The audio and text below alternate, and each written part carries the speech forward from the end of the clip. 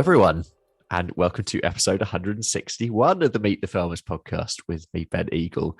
Today, we are heading to Herefordshire once again.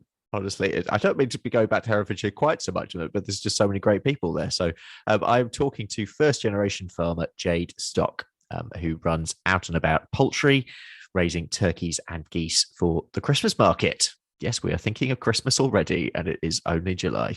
Originally from Essex, woohoo! She moved to Herefordshire in 2010 with her husband James, and I'm very interested in this particular aspect, but literally a conversation in a pub led to her ordering 10 birds from a local hatchery. She got the farming bug and never looked back. Jade, welcome to the podcast. How are you doing? Yeah, I'm well. Thank you ever so much for inviting me. Good. Oh, it's a pleasure to have you here. Before we talk about Essex, because we're going to have to talk a little about Essex as you're from there. Tell us a bit about your part of Herefordshire, where you are now. I live in a beautiful part of Herefordshire. I'm very north of the county, and I actually on the Powys Shropshire border. So I actually kind of sit between three different counties, which makes it really interesting trying to explain to someone where you live, because I pay Herefordshire council tax. I have a Welsh telephone number and a Welsh GP, but I've actually got a Shropshire postcode. So wow. We dip in and out of each county depending on what we want and where we sit best. Okay. For something. Yeah, makes life fun. But you grew up in my part of the world, Colchester way.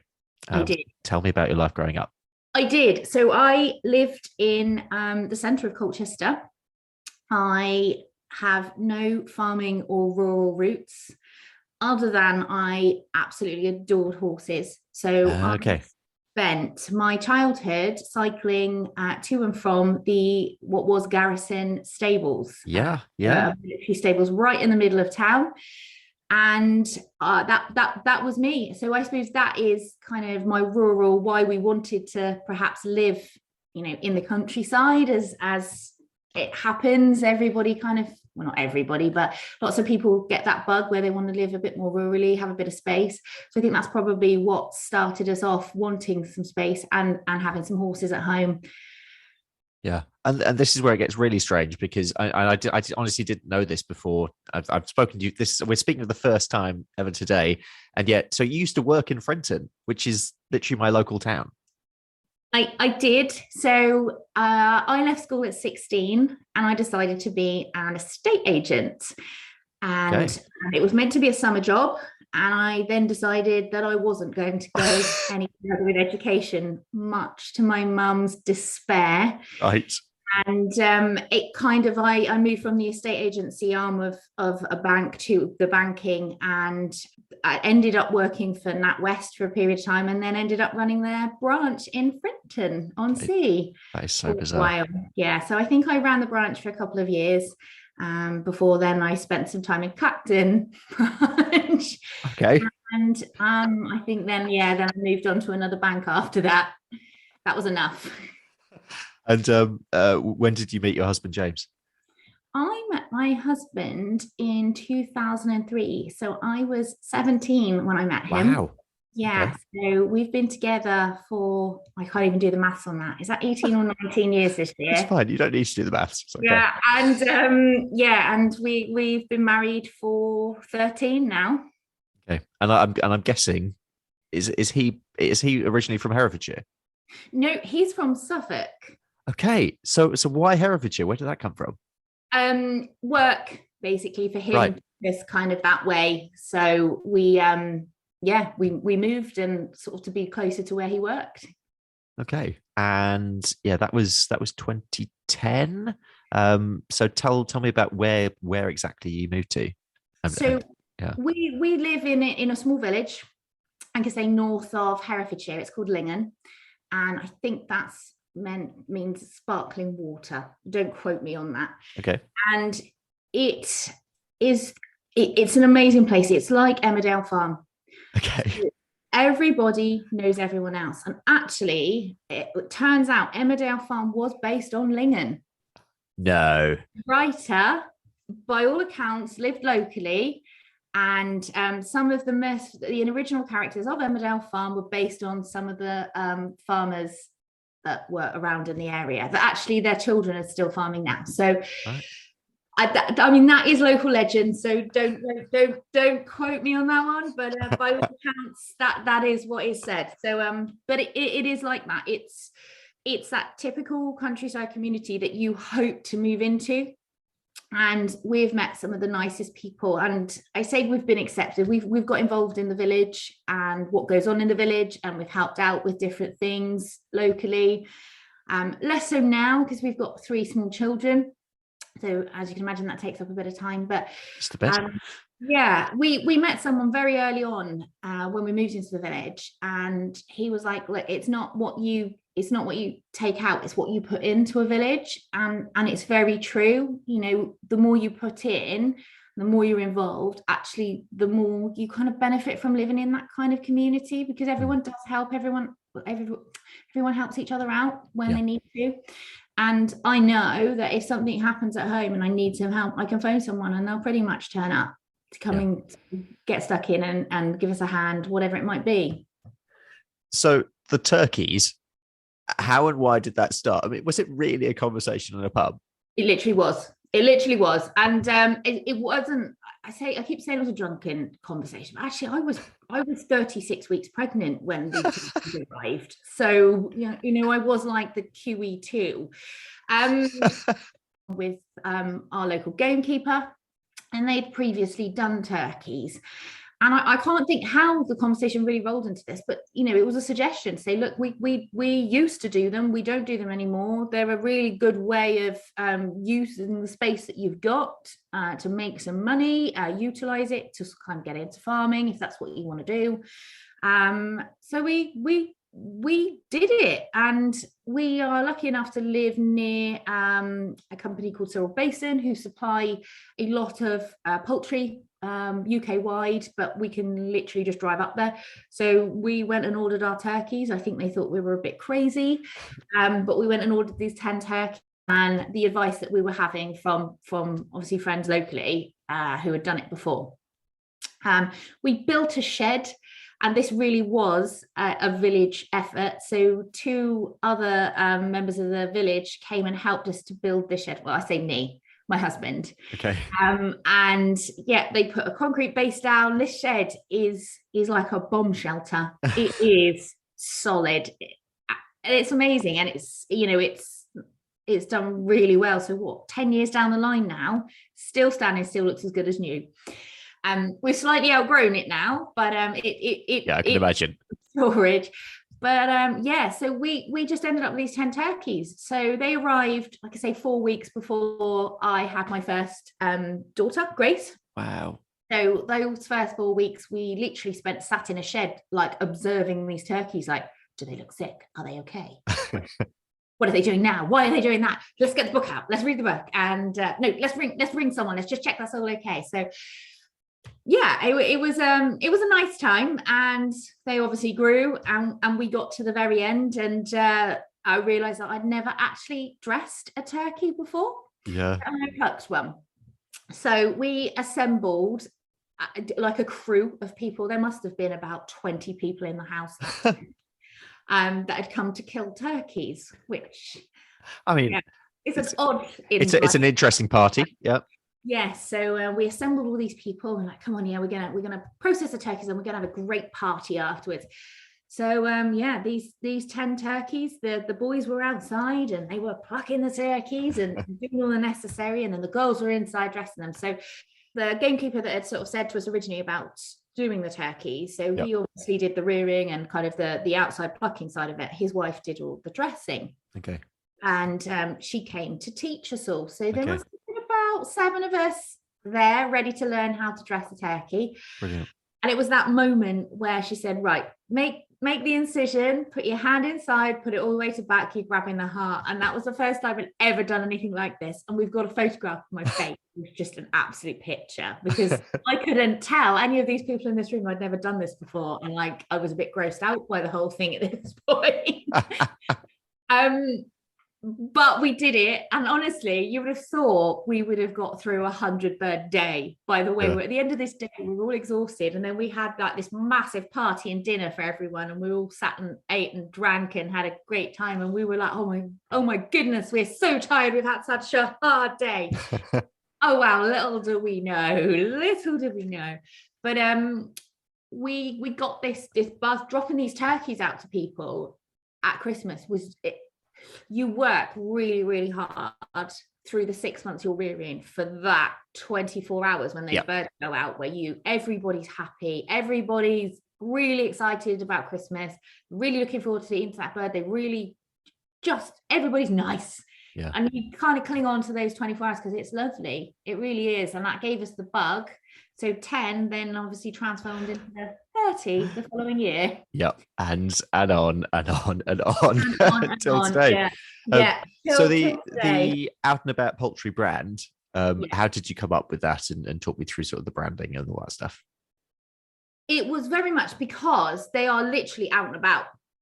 So our big thing was they were out from dawn till dusk, and we wanted to get them out. And when we say out, we chuck them out of the sheds and shut the doors to a point. Obviously, they still have access to shade and cover if the weather's bad, but we get them outside and they're in the fields roaming all day. So it was a big part of why sort of our name came about, really. Okay. Let's talk about the turkeys themselves, because they're all bronze now, aren't they? All bronze. So we are part of an organization called Golden Turkeys, which is all traditional farm fresh turkeys. That is an organization where we all rear to higher welfare standards. They're all traditionally reared, which means they are grown on for longer. So they're a minimum of 22 weeks. Yeah, so that is an old turkey. Yeah, it could have been an old turkey, yeah. And they're a minimum of 22 weeks of age when they're slaughtered. So all that allows them to mature slowly, put down the layers of fat.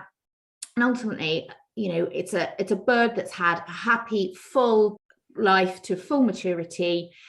And then obviously the other side of that is it tastes amazing because they've had that ability to free range and put down those natural fat layers.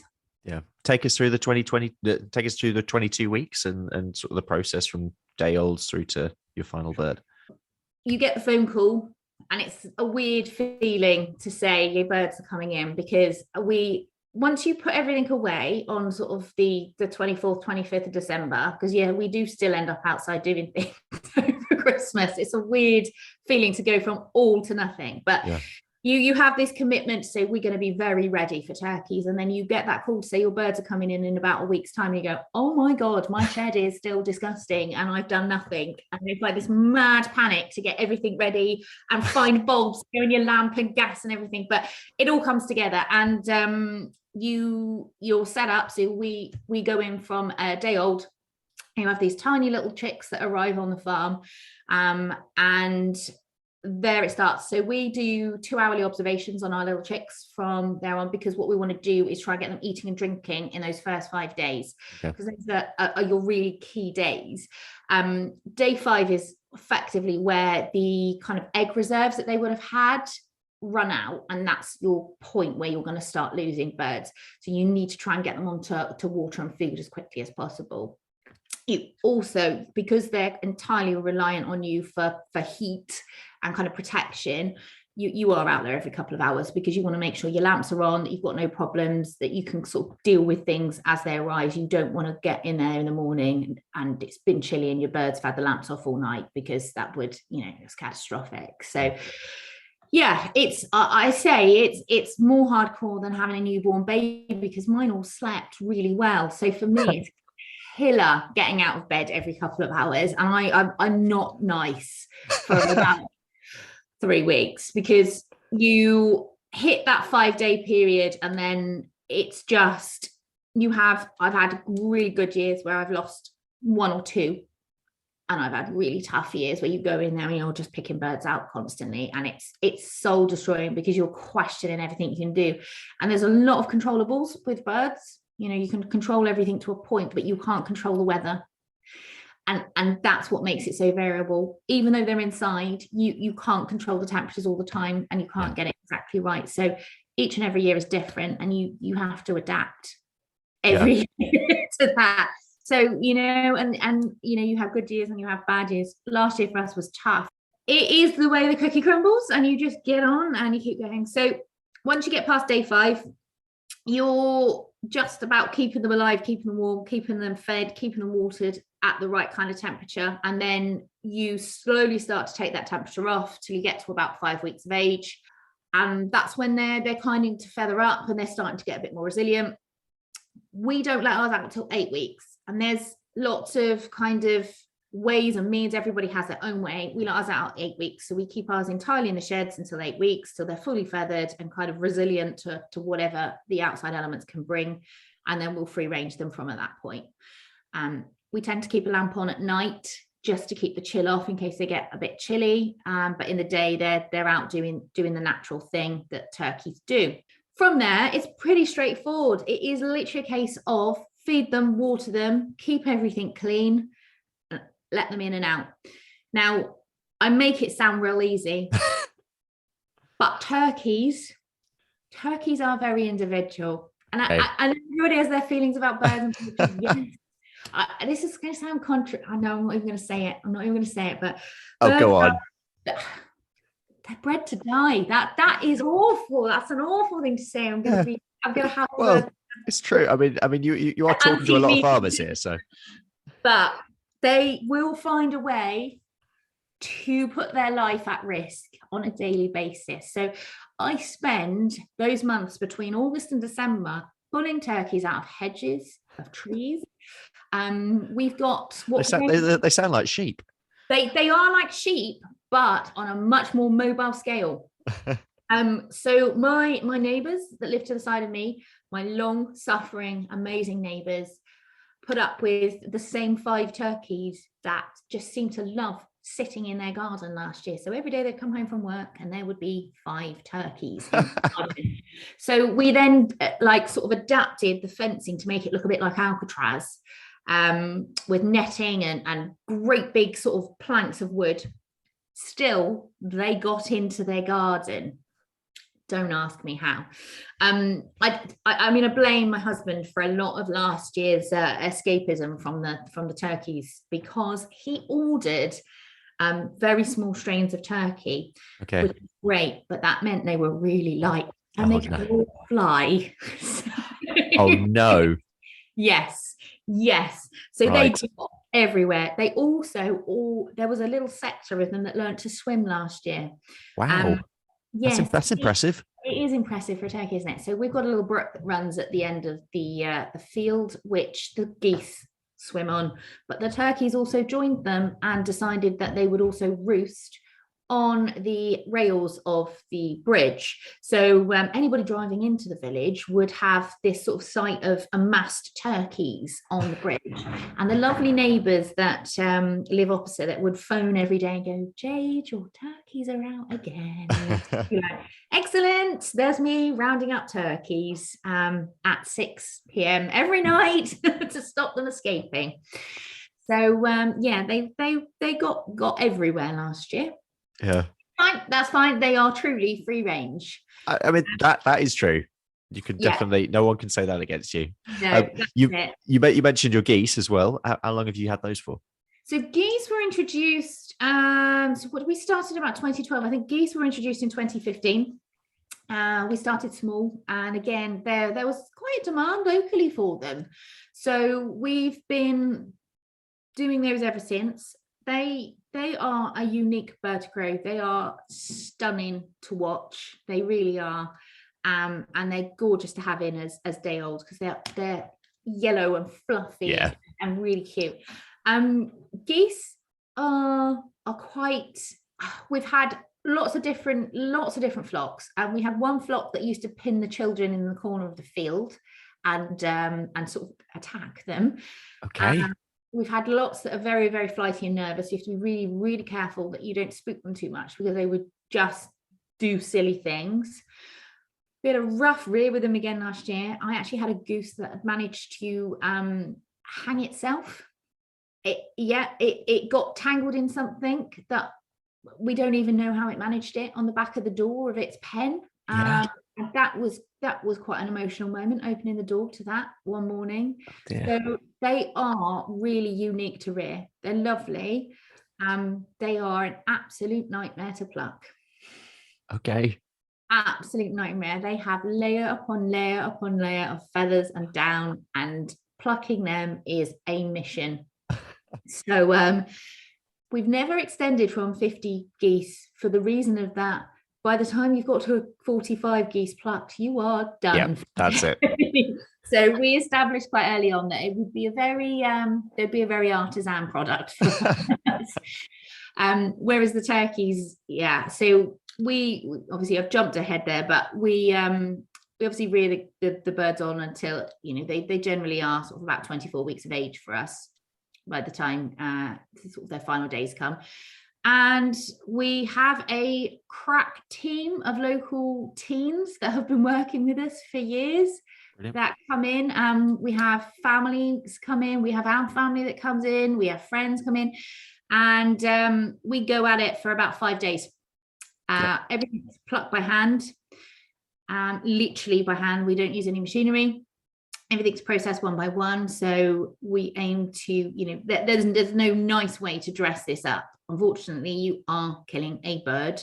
It is going to be eaten, but we aim to do that in the most stress-free environment, so that bird doesn't know what's happening. So it doesn't, you know, have that kind of fear, that adrenaline going. And that for us, it's, you know, we find it hard because we've looked after these animals for 6 months and then we killed them. Yeah. It sounds really brutal, but we strongly believe that we've given these animals the best possible, you know, life to that point, and you know, we need to eat at the end of the day. So we do it in the best way that we can. So we assemble our team. We pluck for 5 days solid. I genuinely, by that point, can't feel my hands. We have massive walk-in fridges. So we pluck our birds about 10 days in advance of when we dress them so that they can hang. All right, so they're plucked and then guts are left in. The feedback we've had on our turkeys is that it is that flavour that people remember with turkeys that you don't necessarily get from some of the birds that you might buy off the shelf in a supermarket. Yep. And that's not me saying anything about supermarket turkeys. There is a need for everything that we eat in our food chain. Just ours are different. And once we've processed those turkeys and they've hung for about 10 days, then the fun starts. We run a shift rota. So I know we'll come on and probably talk about COVID in a bit, but since COVID hit, because I've got a real mixed age group of it is all ladies that come in to dress my turkeys. It just kind of worked out that way. But I've got a range of different ladies and different ages. One article I appeared in, I dared to call some of my ladies retired, and I had mutiny on my hands. Mistake. So Pauline, I know you're definitely not retired either. Sorry about that. But they tend to come in. They like to come in first thing, so they start at 5, and then they work through till 12. And then my afternoon team of teenagers come in because they like the afternoon shift. So we do 2 to 3 really long days like that, where we'll process between 80 to 100 turkeys by hand in a day. Wow. And so we're outside, we're inside sort of dressing, processing. My husband's outside boxing up and also packaging up, because not only do we sell them from the farm gate, they go in the post as well. Okay. So it's an insane few days. We are horrible people. We've established we don't like working together. So okay. I'll manage it for 2 days, but we are not good. Yeah, I mean that was actually going to be one of my questions, because it is you either can or you can't. No, we can't. No, we absolutely can't. We survive it for 2 days, but even by that point, so Ness and Pauline, who do the morning shift with us, by day 2, we're like, it's like time, guy. Wow. Jade, you get in there. Jim, get outside. So how does it work in terms of the marketing? Are you taking orders? Are you taking pre-orders? Yes, we've had to. I mean, again, COVID I just don't know what it's done. That it just, we've had this for the last 2 years. We've had this. There's going to be a turkey shortage. Well, I think this year there's going to be because, and not really through COVID, bird flu. We had, so last Christmas. Well, I think if we rewind it back to 2020, obviously we were still in the grips of the pandemic and we were processing turkeys as Boris made that call to say, right, we're zoning you all up. London and the Southeast, you're in, what was it, level 4? I can't even remember now. Yeah, you were in something of 4. Herefordshire, well done for getting your COVID levels done. You can go out and party. The rest of the UK, you're in lockdown. And so we're all stood there with the teenagers. We're all sort of working that kind of weird space, like don't actually want to know what's going on here. Yeah. What do we even do? And then the phones go, and I'm just like literally this on phones, like, hello, hi, turkey order. Yeah, no, can't do bigger. Sorry, no. I was like, no, I cannot make the turkey any smaller. I can cut it in half, but it's currently on that. It's on the table being processed as we speak. So yeah, it was a weird one because obviously everybody's plans changed just like that. We dealt with it, and actually everybody pretty much took what they had, or we found some way of adapting to be able to work with what people needed. But it was the only Christmas we've ever spent on our own with no family, and it was probably I'm not even going to say it. I'm not going to say it because somebody's going to listen to this. Oh, go on. Oh, it was a nice Christmas. It's the first Christmas we've ever had as a family of 5, and after such a busy year, it was lovely to just have a rest, kick back, and enjoy a quieter Christmas. Yeah, what? I've heard quite a lot of people say that actually. It was not forever, but not forever. But as a bit of a one-off, that was quite nice. Yeah, got to see the positives in that time. Where shall we go next? Yeah, so in addition to all this, you are, which sort of makes sense with your banking background, but you're a freelance financial advisor. So tell me about that work, what sort of clients you're working with, that kind of thing. So I think like many farmers new into the industry, it's very, very difficult to make an income solely from farming, and you kind of have to juggle many hats. So when I moved to Herefordshire, I was a financial advisor. I worked for a large bank for many, many years, but then I had 3 children. And I became ultimately unemployable and a massive pain in the backside, I think. And I'm just not designed to work in a corporate environment because my mouth just runs away with me, and I would just say things and I'd be like, why did you say that, Jade? Oh my God. And every time I changed managers, which was every year, they'd be like, well, I've been told to manage you out. And I was like, good luck with that. I'm still here. But at the heart of everything that I do, I actually really like people, and I like talking to people, and I like meeting people. And that became a real issue for the bank. They didn't actually want us to go and do that element of it. It was about selling things. And also I had 3 children. So and I was just forever like, oh, I'm sorry, we've got a cold today, we can't go to nursery. There was no flexibility for that. This was obviously all pre-COVID. So I left, and then I was invited to join St James's Place and set up my own business, which I did 4 years ago, which means I spend my days out in the countryside with a real variety of clients. So you can imagine I look after lots of rurally based clients. So I've got farmers, lots of business owners that I look after, and I go and see them, and I'm very much part of life for a lot of people. I appear, we have tea, and we do what we need to do, and I help and make suggestions, and it's I think it's how I've always wanted to work. So it's perfectly alongside the turkeys, because actually my quieter times will be as we come to the end of the year, as everyone switches off for Christmas. That's when the turkeys ramp up. So it all kind of fits together quite nicely. And running my own businesses times 2, it just gives me quite a lot of insight on making decisions and how best to structure things, how to be as cost effective as possible. So that period, January to July, what does that look like? That's tax year end. Yeah, of course. So quite busy. Yes, yeah. So January to July is obviously tax year end. It's just really, I do as much work as I can during those periods, knowing that as I get towards the end of the year, I'll do less and I'm about less, and it's a quieter period.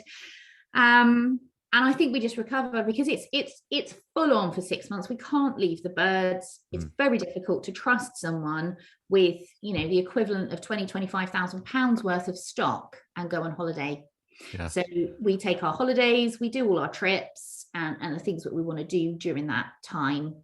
And obviously that means we're pretty grounded then from July, but we quite like that. We live in a really nice part of the world, and people pay to come on holiday here, and we live here, so it's not a bad place to be. Yeah, oh, absolutely. Imagine. What's next? What's going on next for you? I literally don't know. No, that's a lie. I do know. So we are actually looking to. There is just so much we want to do. Obviously, the financial advice is the financial advice, and that just continues on. There's never not going to be a need for that.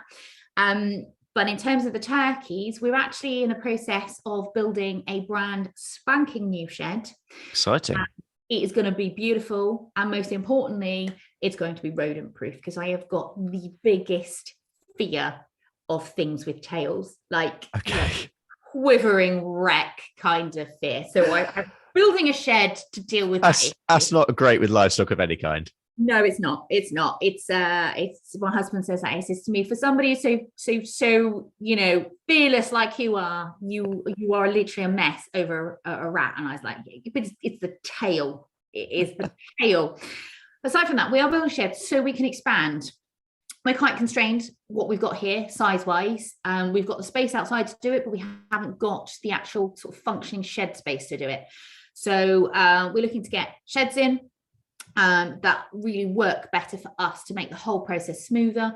We're also looking to try and expand fridges and size of that, so we can get up to, the aspiration really is to be processing 1,000 birds a year. Okay. That for us would be a really nice kind of size to get to. We would really love to get out there and perhaps provide to not so much retailers. Like we're not that type of producer. Yeah, it's not what you want to do. No, but we've got some fantastic sort of artisan delis, farm shops around here. We would love to be supplying our product through those, which we feel would fit really well. So for us, yeah, it's about expansion and then seeing where else we could go with this. So we would love to be able to teach people how to produce their own birds and their food. Dressing poultry is a skill. I believe it is a life skill. Yep. Being able to, I don't know whether, again, this is the right thing to say, but actually, you've got a pheasant on the side of the road, it's been knocked over, be able to pick it up, maybe pluck it and dress it so that food doesn't go to waste. That's a skill.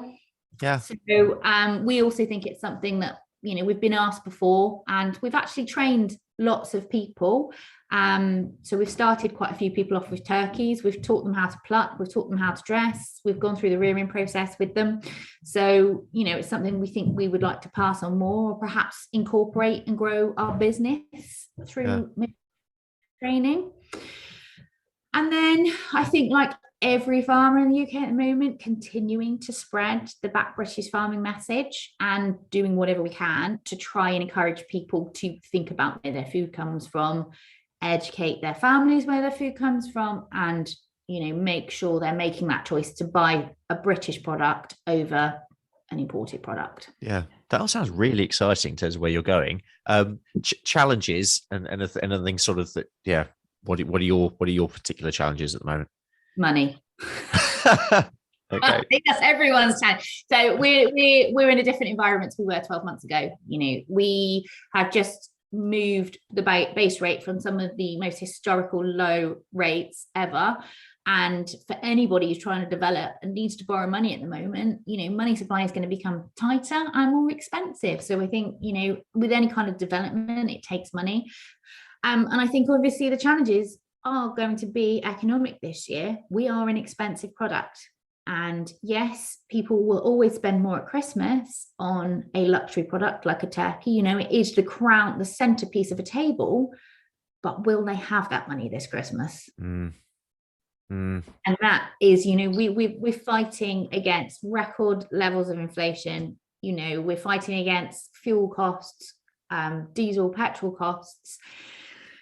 So I don't know. I think it's fact that there will be less turkeys on the ground this year. Okay. I know you said that last year there was a fair bit of wastage at the end through the supermarkets because everybody pre-ordered early.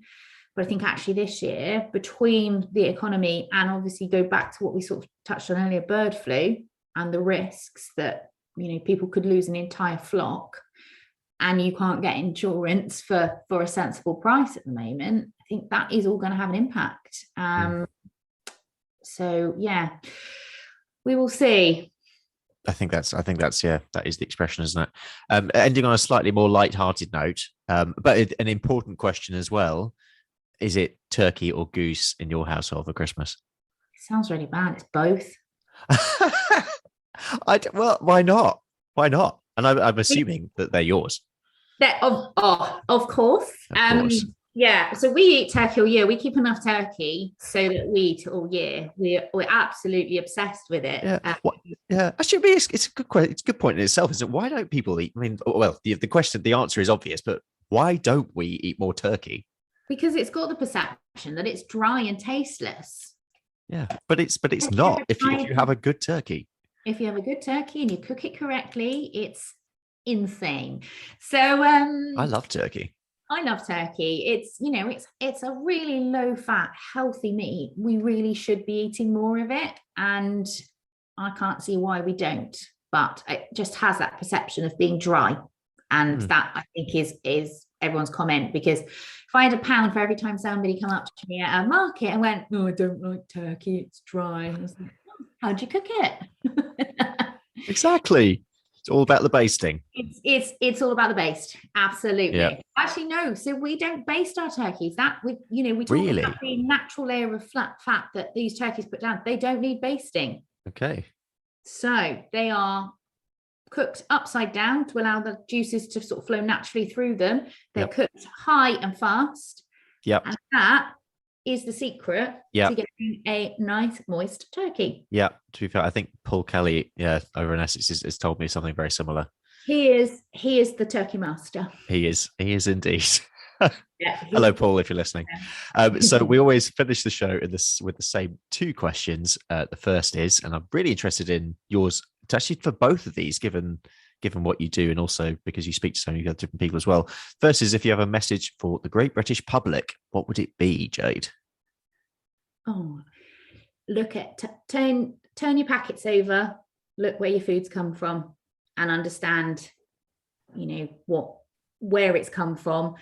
If you can, buy British, because I think that's the message that we're all saying. And please try and educate yourself a bit as to where your food's being produced and how it's being produced, and I suppose just understand what goes in to bringing that food to your shelf, because it's not as straightforward as it just comes out the field and ends up on Tesco's. There's a lot to it. We're all jumping through a lot of hoops, and we really need your support.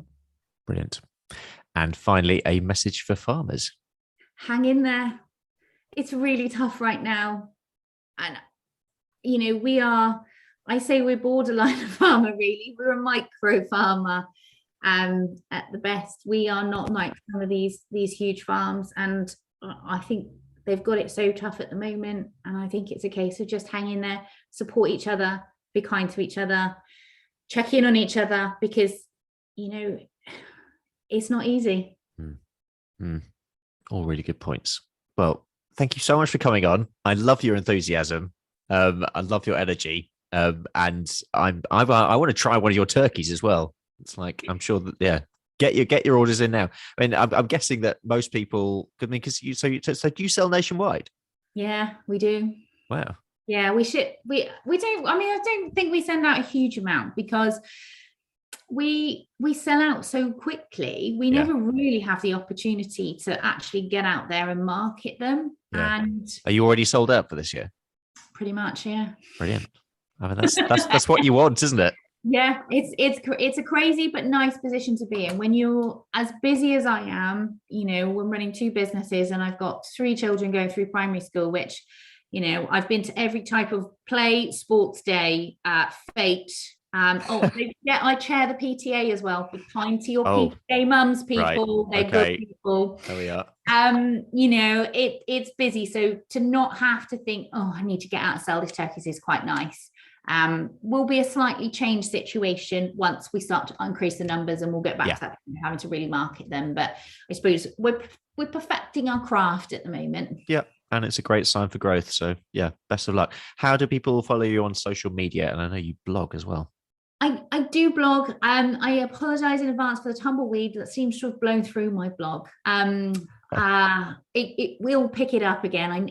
Mine is the same, so don't worry. It's like, yeah, there's only so much you can do in life. Yeah, there is. But I am at Out and About Poultry. So if you tap that in, you will find me on both Instagram and Facebook. And I do believe somewhere along the line, I think I'm Turkey Farming 7 on Twitter, although Twitter scares the pants off me. And I try to not wade into too many, just be like a bit of a what you call wallflower on Twitter, because that can blow up. It can, especially farming Twitter. Blimey. Thank you so much, Jade. Thank you very much for listening. Please subscribe to the show on whatever podcast platform you're using. Rate, review wherever you're listening as well. Share it on social media.